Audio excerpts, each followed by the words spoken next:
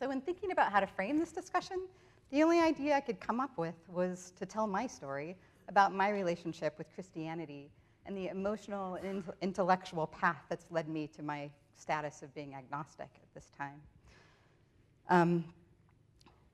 But one major constant in my life is a deep wonder and reverence for our natural world. I start this narrative with a picture of the creek and the forest on the farm where I grew up. I was the definition of a feral child, with just substantial freedom to explore and roam the farm. And from my earliest days, I remember feeling a heart full of wonder of the beauty of the details of the place and the various forms of life that I interacted with. So literally, at this young, my parents let me roam around and pick up bones from dead animals and things like that. And yes, these forms of life I interacted with included spiders, but it was really much broader than that. This place in Indiana is still the place on earth where my soul feels the most at peace. This farm was and is just outside of Darlington, Indiana, a town of about 800, where both sides of my family have lived now for over 7 generations. And a centerpiece of social life there was the church. I grew up going to the Methodist church that my ancestors have attended for generations. When I go home, I still visit and love to just bask in the warmth and the givingness and the comfort of that community. And some of the same people are still sitting in the same pews as they were when I was a kid, and it's been many, many decades. But this context meant that when I walked through the farm, I attributed my sense of wonder at the natural beauty to God. I would sing "How Great Thou Art" at the top of my lungs with tears in my eyes. Along with that wonder, the church instilled in me a healthy fear that my pile of sins was sufficiently big that I was clearly going to go to hell. And in my early double digits, I remember having some confusion and some doubts that started to make their way in my mind. The first came when I wasn't allowed to go to church camp with my friends who went to a different church in town. Now, a town of 800, there were 5 Protestant churches in this town, and my friends went to the Congregational Christian Church. It turns out I wasn't able to go to their church camp because I was a Methodist. This confused me. I didn't understand why, given that I believed in the same Trinity, the same Father, the same Son, the same Holy Ghost as they did, that a line was drawn in the sand that meant I couldn't go to their church camp. The second doubt came from questioning how a loving, merciful God could condemn entire societies to hell simply because they were born in the wrong place at the wrong time and didn't have the opportunity to learn about Jesus. This was incongruous of my image of God. But despite these doubts, I remained a Christian, even embracing fundamentalism into my late teens and my early 20s. And for this period of time, I didn't listen to secular music, and I certainly didn't drink. And in this context, I actually dropped out of college. I went to Purdue University for 2 years. I dropped out and moved to Cincinnati and was a Christian housewife for a while. Then I went back to college to manifest my love for animals and biology in the one way I could imagine being employed, and that was to train to teach high school biology, which would have been a wonderful career for me.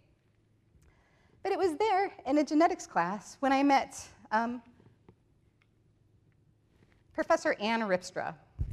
And she invited me to work with her in Peru, studying social spiders. This was my first introduction to social spiders. So I went to Peru, got to spend time in this forest, studying these really awesome animals. So these are spiders that work together to capture their prey. So my job was to sit for hours in the forest and watch these animals do their thing and write down what it was.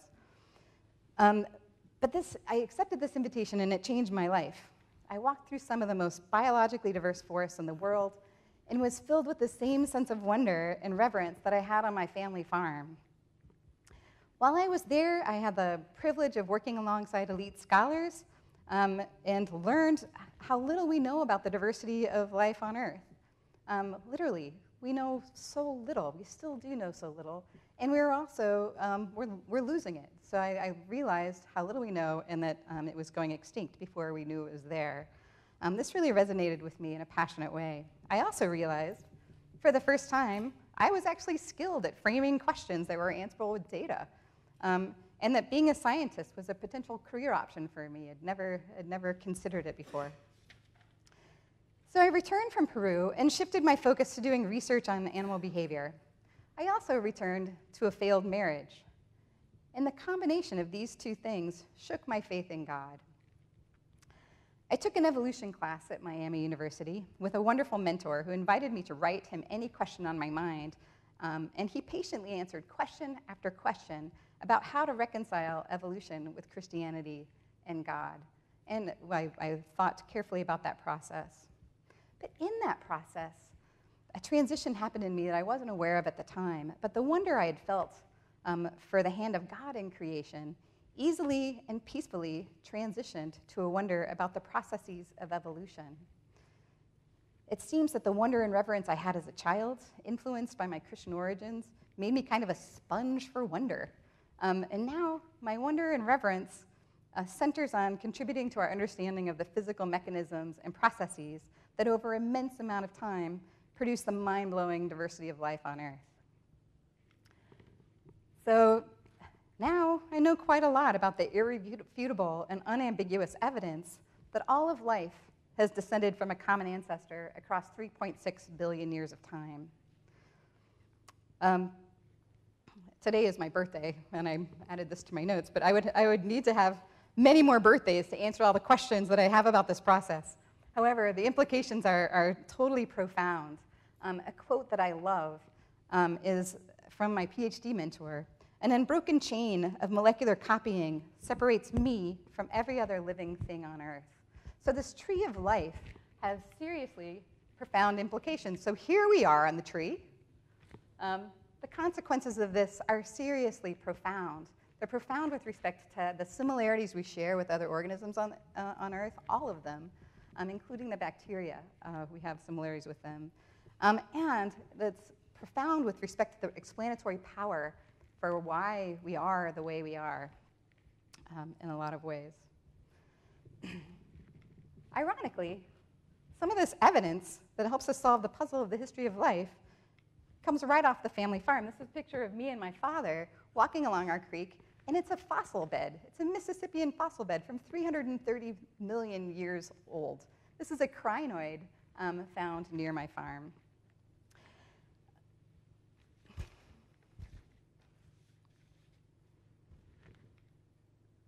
So, given all the evidence, at some point in this process, I started asking myself, would God put material evidence on Earth that contradicted his word? I couldn't imagine a scenario in which that was true. And if I were going to remain a Christian, I would need to be open about the interpretation of the literal messages of the Bible. And for me, that was a difficult thing to do, right? If the word of God that I'd grown up with was inaccurate, I had a hard time using that to explain anything broader beyond the evidence that I could see in the natural world. So, I'm an agnostic. And why agnostic instead of atheistic? It's because of humility. I firmly believe that if there is a God or higher power, my recently evolved human brain is unlikely to be able to comprehend it beyond doubt. The humility that comes with the realization that we are biological and the product of this evolutionary process makes me aware that there are plenty of things out there that we probably aren't aware of. So within the realm of possibilities is a higher power, but I think that I probably cannot know that, certainly not without doubt. I'm not the first person to have this perspective. So this is a quote from Darwin, a letter that he wrote. And it's an awesome quote, but I'll just read the bottom part that's highlighted. "I feel most deeply that the whole subject is too profound for the human intellect. A dog might as well speculate on the mind of Newton. Let each man hope and believe what he can." So I remain respectful of Christianity and Christian perspectives. However, I have to add the caveat that I hold deep concerns about the societal impacts of Christianity in our modern society. So there are a few that I'll point out. First, the kind of otherism that's promoted by divisiveness in religious communities, I think, is ripe for fueling racism. So this experience I had when I was in my early double digits of being excluded from the Christian church Bible study because I was other as a Methodist has bigger divisive consequences across our society. Second, I think religion can be used as a powerful tool of political manipulation.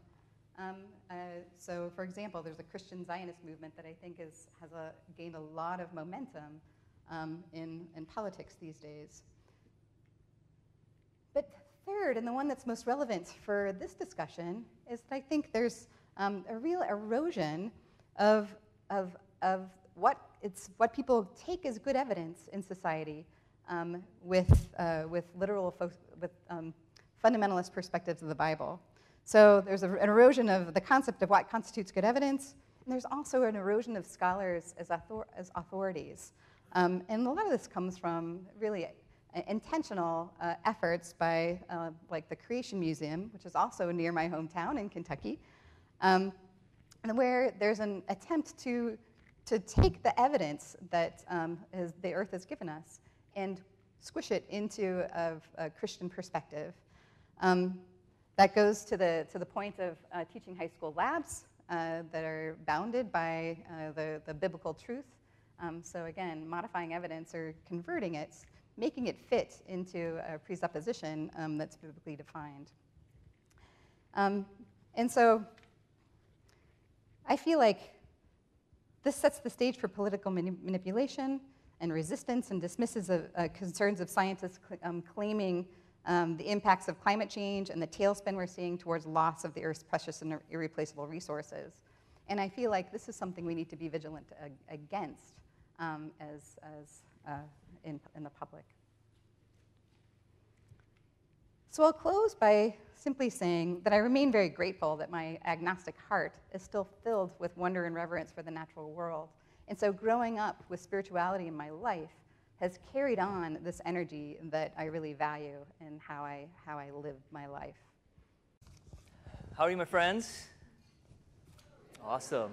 Great. I love Portland, but I've never been to Lewis and Clark, so I'm just really excited. I just had a great time today. Had ice cream, loved it. Just walked around a little campus. It's lovely. I miss the trees in San Diego. It's all brown. Greta shared the story of her life from a very personal perspective, and I'm going to share mine through the lens of math. There's little glimpses of little things here and there, and then I'd love for you guys to ask questions if you want later on in our Q&A time. But have you ever, I was just flying today, early this morning from San Diego to here, Portland, and have you ever flown on a trip like a couple hours, even cross country, and you get that window seat because you want to take a nap, but the person in the middle seat won't stop talking? I am the person in the middle seat. So I like to talk to a lot of people. So I was just there hanging out and in the morning talking. It was great. A couple of things happen when people find out that I'm a mathematician. The first thing, always, is there's a deep ask for forgiveness of their sins. Father, forgive me because I stopped in algebra. If I talk to people regardless of what age and I ask them, hey, do you remember the last history class you took? And they're like, I don't know, maybe medieval, I don't remember. Do you remember the last English class? I think it was Shakespeare, was it Beowulf? It's like, do you remember the last math class? Oh, dude, totally, I remember the last math class. It's pre-calc, and I never took the one after that again, thank God, right? Like, I remember that last final exam. So everybody has this, and there's a sense of failure. Nobody ever is like, I did good in math. No matter, even if you go to grad school, you feel like you suck, right? So there's a sense of will you please forgive my sins? That's the first thing that comes in. And the second thing that comes in, all they know is that I'm a math teacher. And immediately, regardless of nothing in my background that they know of, they think I'm smart. They could be sitting next to the world's greatest philosopher on the other side, Monet, Degas, right, Da Vinci, and they're like, oh, what do you do? I'm an artist. Whatever. Hey, you're a mathematician. That's legit, right? It's amazing Some of my math people are smart. Like, where did this come from? And I'm going to tell you where it came from. There's this funny thing like this that I grew up. I grew up in South India. And in India, this is how we do things, right? On the right side, if you want to be on the smart spectrum, there's the math kids. And those who don't cut it do physics. Right? And then those who go and cut that do chemistry. This is not even a made-up thing. It's literally what the GPA of a kid in India gets in high school determines their major. So the kids who major in math are like, dude, 3.98, God, good, right? And then, the parents are bragging, what's your kid doing? Oh, he's a bio kid. Oh my gosh, 3.73, good job. They just know this stuff. And it goes down to econ, goes down to history. What's your kid studying? Oh, she's a lit major. Oh my gosh, all right, 2.7, got it. Right, and it keeps going, oh, my son's an artist. Oh, I'm so sorry about that. We'll pray for him tonight, right? There's this notion of what smart is, and I used to think that this was an Indian thing. It isn't. It's totally here. This is exactly what happens here. Somehow, the fact I'm a math professor is immediately somehow I'm smarter than a professor who's in English or literature, history, econ, or bio. There's this funny duality that happens in the Western world today. In fact, it's happening all over the world. And here's this duality. On one side are the math and the sciences, and the other side are the humanities and the arts. And the reason I say this is because this talk has a title of science behind the scenes, of how we think about it as scientists, both mathematicians and scientists. So on one side, you have people who study the measurable things. We can quantify, right? On the other side, it's like, how do you feel about Beowulf? Right? There's this kind of emotional thing. On this side, we have like the smart people. What's up? And the not so smart, right? And you can even tell your friends, you're hanging out. Oh my gosh, you're taking a calc class, right? I'm in Drawing 101, right? Why isn't Drawing 101 as legit and as awesome as calc? It should be pretty hard. And unfortunately, this last one kills me, right? That if you're in the sciences, you can get a job. Why do you think your parents are pushing you to get that math degree? It's really simple. This is what they think it is. And I actually am a big fan against everything on here. I don't believe the statistics at all.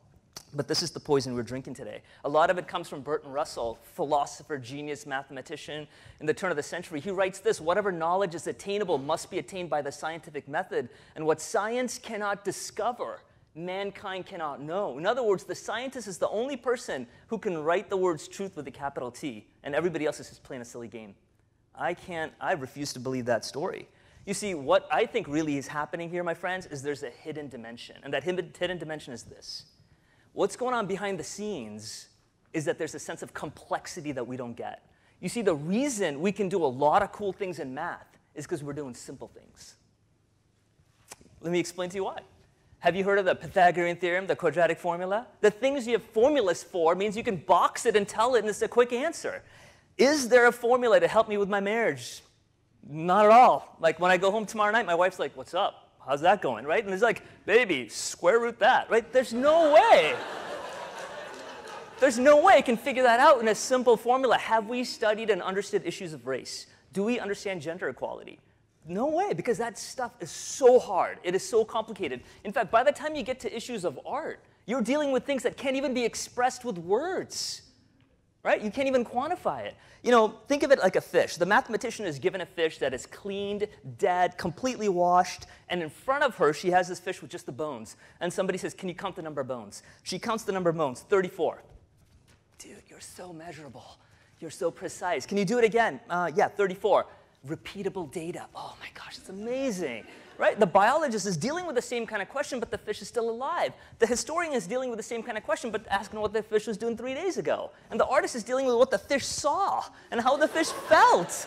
Oh my God, crazy things. So the world is tilted, somehow thinking science is amazing, but science is dealing with the easy things. The reason we can put somebody on Mars or on the moon is because that's easy. The reason we have a hard time forgiving one another and loving one another and showing kindness to one another is that's hard. That's the hard stuff. Science doesn't have an advantage. Let me tell you what I'm thinking about. There's this complexity in the world about beauty and justice and love and friendship and freedom. Here's an example that I want to show you here. On the left side, we have quantum mechanics. Here's a page from quantum mechanics. On the right side, here's a page from Beowulf. And you ask somebody on the street, which is harder, and they'll say, oh, dude, no way. There's like exponential. There's an I in there. All right? And your stomach starts turning. Yes, it's true. I get it. But you sit down and you figure out and you get, oh, it's a bunch of formulas that talk about the way the world works in a very simple way. And you could spend a lifetime reading Beowulf, one of my favorite books ever written in the world. And you'll even begin to scratch the surface of its beauty of what it's trying to get at. It's amazing. That is the harder stuff to me. Let me tell you what I mean by complexity. These are my kids. So the oldest one graduated college. He's working in Boston. The youngest one, the little one, is in 3rd grade. The little one right now, she is my favorite. Blonde-haired, blue-eyed. We adopted her. And just the fact I even said that, she's my favorite kid, I say that all the time. It's not like a hidden thing, right? Some of you are like, well, doesn't that cause tension in your family? Yeah, well, sucks to be my other kids, right? But that's what I mean by complexity. That's the hard stuff. It's easy to talk about a formula I can teach in class when I'm teaching multivariable calculus. It's hard to figure out how to take care of my kids in a good way. That's really hard. You see, my friends, we all have to answer some hard questions. And those questions, turns out, are the same questions that the security guard asked you Saturday night at Lewis and Clark. The questions that you guys need to answer are, who are you? What are you doing here? Where are you going?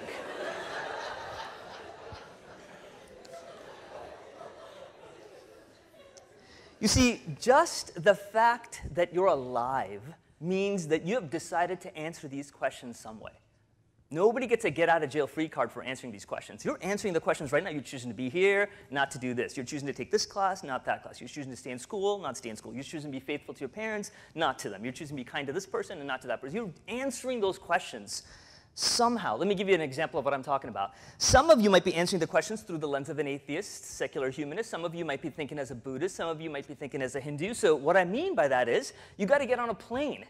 And you got to commit all in to choose that, to take that plane. You can't be sort of into something. You say, I'm going to make the decision this way as a humanist. That's what I'm going to do and live my life that way. Great. You got to get in, commit, just like the way I did, to get on a plane and risk your life by playing that game. You can be a Muslim, and you can say, I like that plane. That plane makes more sense to me. You can be a Buddhist. Great. You can be a Christian. Great. You can be a I don't care plane. I don't even care what this is, but still, you're on a plane. You're choosing to say, whatever life comes at me, I don't want to be on that plane with you, but you could do that, right? That's a choice that you have. What are you going to do tomorrow? Well, that's your plane, right? You've chosen to fly on that crazy plane, right? Good luck with that life. You could also say, I sort of like the humanist perspective. I'm going to take 20% of that. I like what the Muslims are, the Islamic, I like 10% of that. I'm going to mix that in with like 40% Buddhism, 5% Christians. I like that plane. So you can make your own plane. That's called the American buffet plane. Now, that plane, I don't know who's tested it. Nobody's ever tested that plane. You just made that up. Good luck, again. So you got to pick some plane to live your life by, right? You got to kind of commit to it. So the question is, which plane do you pick? Now, to me, let me just say that the Christian story, that Christian plane makes the most sense. I'm sort of 75% convinced that that's the right plane. But you know what? I'm 100% all in. Even though 75%, like there's a 25% of the Christian faith that's like weird to me. I just don't get. Right? But I'm an idiot who grew up in India, and I'm in 21st century America. Do you think I'm supposed to understand this magnificence? Sort of what Greta's talking about Darwin's quote, like, who am I to figure this stuff out? But to me, 75% is about what I got. But the Islamic plane, the Buddhist plane, they're about 40% that makes sense to me. And the humanist plane is like, 47%. And then, so out of the best shot I got, I choose the Christian plane. And I'm 100% all in for that thing. That's the ride I'm taking right now. Now, let me be really clear. I'm not picking the Christian faith because it is emotionally satisfying. I'm a math professor. I have no emotions to satisfy. The reason I choose it is the same reason I sort of am believing in quantum mechanics. Like, if somebody's like, trust me, there's a quark. It's like, what do you mean there's a quark? Yes, there's a gluon, and there's a strong and a weak force. Like, what are you talking about? I don't see it. I don't know how there's a particle accelerator the size of a city, and you can feel, what? And yet I believe in that. I don't believe in quantum mechanics because it makes me happy. I don't dream about quarks at night. I believe in quantum mechanics because it makes the most sense of the physical world. It answers all these questions the best way we got. And the reason I believe in the Christian faith is because it makes the most sense of the world we got. Not just this physical world, all the world, the hard questions about this world, including things like beauty and justice and friendship and love. And I also like the fact that the Christian story isn't presented like a formula. Like God doesn't send us these like amazing tablets of stone and says, that's it, that's all you got. It's not some abstract theoretical truth. It's God sort of in the world. It says the world is beautiful, the world is amazing and awesome, but at the same time it's broken. Something needs to be done. The God of the universe decides to play the game with us and come down and hang out with us in this broken world. And one day, the world's going to be fixed. That's the game that I'm trying to play. And to me, that's amazing in terms of God playing the game with us. So let me just close by saying the thing that I find actually unique about the Christian story, more than any story I've discovered, is that it deeply values the physical world. It's one of the rarest things, if you think about Buddhism and Hinduism, most of these things, that it actually values things that are physical. It dwells in the matters of flesh and blood. It says that actually matter matters. It says that God will not destroy this world, he will renew it. He will give us a different, more amazing physical world the way it was meant to be. It tells us salt and straw matters. Ice cream matters. This is what heaven is going to taste like. If you don't know what heaven is, this is it, dude. Check it out. It tells us like beer matters. Here's the work that I did in San Diego with the brewing company. I studied the genetics of beer, how beer is related to one another, and the 32 beers that they made. Beer matters, drinks matter. It tells us that mathematics and physical things matter. My team and I built a sculpture, and we took it to Burning Man. This is a 2-ton sculpture. We raised 50 grand, and we displayed it last year. It's an amazing thing. You can get in it, it's interactive, it's amazing. But what does it mean to touch mathematics? That matters. I am so looking forward to hanging out, listening to your questions, and listening to Greta and Kundai talk more about this thing. Thank you for your time.